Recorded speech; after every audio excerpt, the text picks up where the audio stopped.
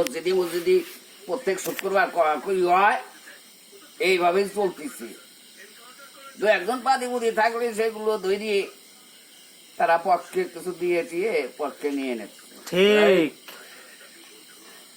Light off light নাকি video তোমার শেখ হাসিনা দেখবে তোমার ভাষণ।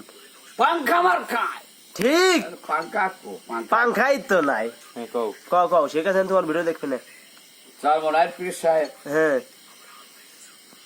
যেভাবে ইমাম ফেডারেশন কে লিলিয়ে দিয়েছেন, তাতে শেখ হাসিনার খালেদা জিয়ার কোনো অস্তিত্ব নাই। বাংলাদেশের চরমনায় ধর্ম কোরআন ছাড়া আর কিছু নাই। রাজনীতিও কোরআনের মধ্যে চলে গেছে, কোন রাজনীতি নাই বাংলাদেশে, সব চরমনায়ের হাতে চলে গেছে।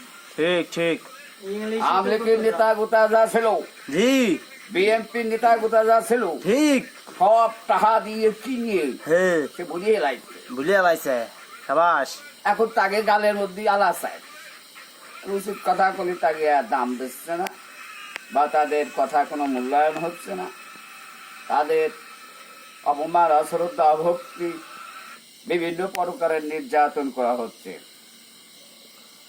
আপনারা এই সবের হাত থেকে রক্ষা করতে সঠিক পথে চলে আসেন, আর সঠিক খবরটা জননেত্রী শেখ হাসিনা মাননীয় প্রধানমন্ত্রীর কাছে পৌঁছিয়ে দেন। ঠিক এই ধর্মের ধোঁয়ায় দিয়ে আমাকে তো এরকম নির্যাতন, অপমান, অপদস্থ করতেছে, আর বড় বড় নেতা গোতা যা তা তো কথা বলতেছে না, তা তো ভালো দাও।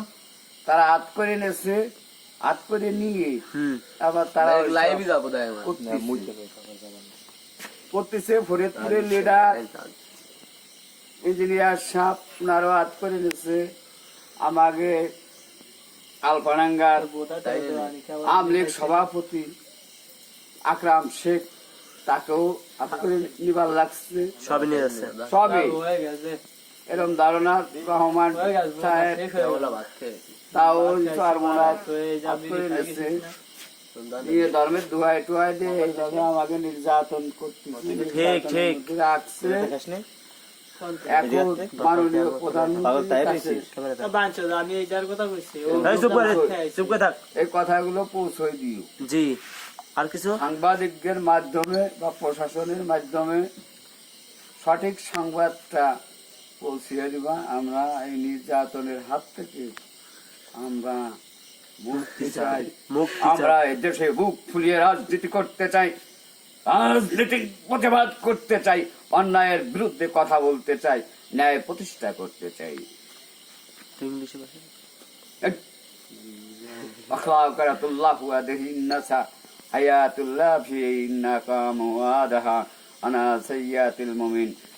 আসসালামু আলাইকুম।